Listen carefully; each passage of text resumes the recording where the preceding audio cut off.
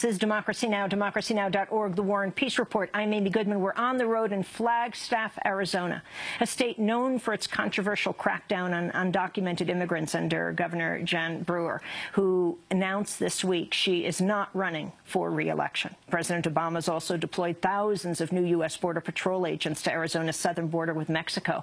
Well, caught in the middle of this are about 28,000 members of the Tohono O'odham Nation. Their federally recognized reservation is about the size of the state of Connecticut, and for a 76-mile stretch, it spans both sides of the U.S.-Mexico border. Many O'odham must now pass through checkpoints when traveling through their land, and some members living in Mexico are almost completely cut off from their tribe. Our next guest was part of a protest in 2010 where demonstrators opposed to the border militarization and checkpoints occupied the U.S. Border Patrol offices at Tucson's Davis-Monthan Air Force Base. Alex Soto is a member of the Tohono O'odham Nation, an organizer with O'odham Solidarity Across Borders. He's also a member of the hip-hop duo Shining Soul. Staying with us, Cleben Ali, Diné Navajo activist. Alex, welcome. It's great to have you here in Flagstaff, quite far, actually, from the border. Yeah. Talk about the key issues right now. Well, currently, my community is in the middle of the current push to militarize the border region. The Tohono O'odham people are, which translates to desert people, are caught in the midst of colonial policies that are now militarizing our lands, from just the amount of Border Patrol agents to checkpoints to drones to just the overall surveillance of our community. So right now, our way of life as O'odham are being affected, for traditional practices, just seeing family and friends, and just overall just being affected by the militarization. Describe the wall to us. Well, on our reservation, keep in mind the border region that you shared, 76 miles, is not necessarily a wall yet. All it is just vehicle barriers.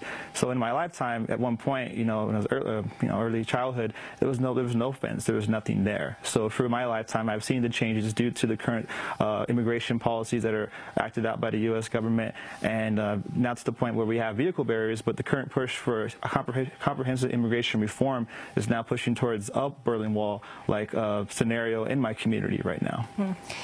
Describe how you've seen the border militarize over the years of your growing up. Growing up, I'm only 28 now, just being young, I was always raised to know that as O'odham, but the land on both sides of the so-called U.S.-Mexico border is our land.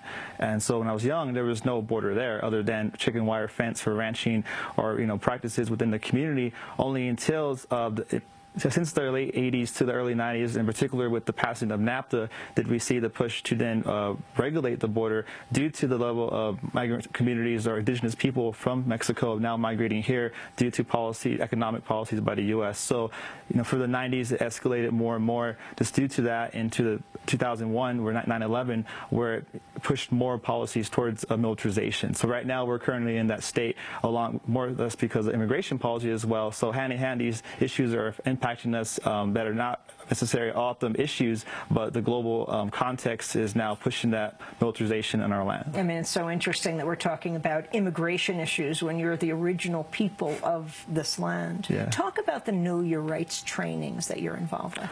I'm part of the grassroots efforts in the community, along with many other young people who are taking initiative to now know our rights in relation to Border Patrol, because in our community, the Border Patrol operates as if, with no accountability. I mean, they keep in mind our reservation is not in this urban setting, it's, rural area, so with agents, they pretty much act out, whatever they want. And that being said, community members are in a position where they don't know what their rights are. So my friends in particular, a collective that I've been involved with, solidarity work, they've been, putting that out there as far as what are the do's and don'ts. And in particular, when it comes down to Border Patrol interactions, they really are always supposed to ask your citizenship. They're not supposed to ask where you're coming from, or who's your family, or who's this person in the back that looks, in their eyes illegal and so forth, even though, as you mentioned, we are the first inhabitants of the land. And keep in mind, we're all indigenous people, as was mentioned. I mean, it's interesting, you're here at Northern Arizona University, which has a large criminal justice department. Students move on from here. Many go into Border Patrol. Isn't Border Patrol the largest security force in the United States?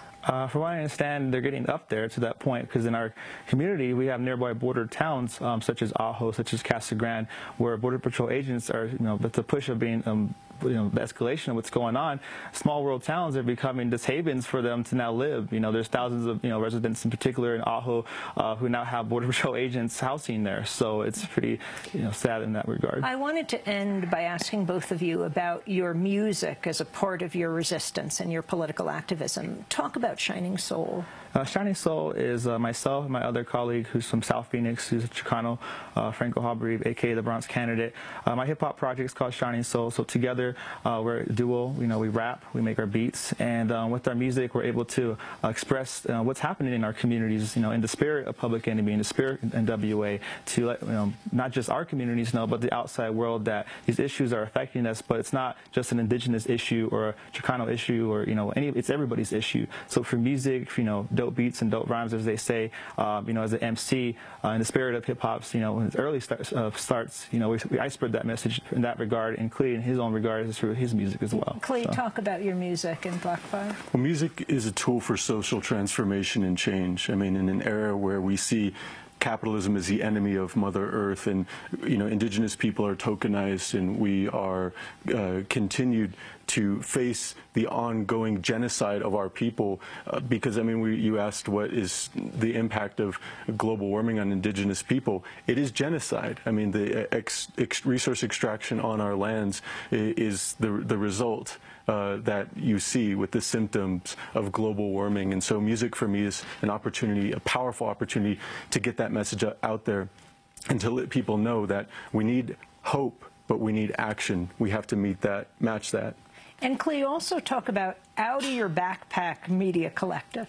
Out of Your Backpack Media was started in 2004 as a response to the need for media justice in indigenous communities. So what we do is we offer free workshops and resource kits for indigenous youth and empower them to be able to tell their own stories, because we know, and as you know, corporate media is not going to do the job for us. We need to do it ourselves. And who are you training?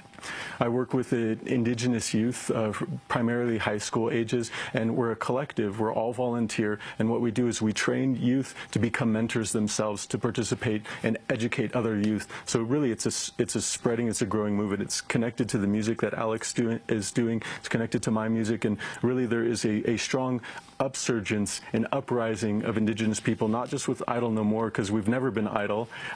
We are still part of this struggle. Idle No More being the indigenous movement in Canada. Yeah, and we've never been idle. My elders never gave up when the U.S. government forces were coming to take their land up in Big Mountain and Black Mesa, which I believe you've been there. My first radio documentary in 1985 was called A Thumbprint on Mother Earth. And yes, I came out here to Flagstaff, went to Big Mountain, and looked at the plight of the Diné and Hopi people. Often it was cast as a battle between these two tribes. But in fact, when you came here and looked, you saw Peabody coal behind the whole thing. And that's the connection to global warming. As long as people are tied up in these unsustainable lifestyles and continue down this destructive path that fuels this war against our mother, the earth, then we're going to have this conflict. And that's the resistance is still going on today. People are still on the land. They're still staying strong, carrying on our ways of life. We'll link to that documentary, Thumbprint on Mother Earth, and also to the work of our guests. Alex Soto, thanks so much for being with us. Odom Solidarity Across Borders,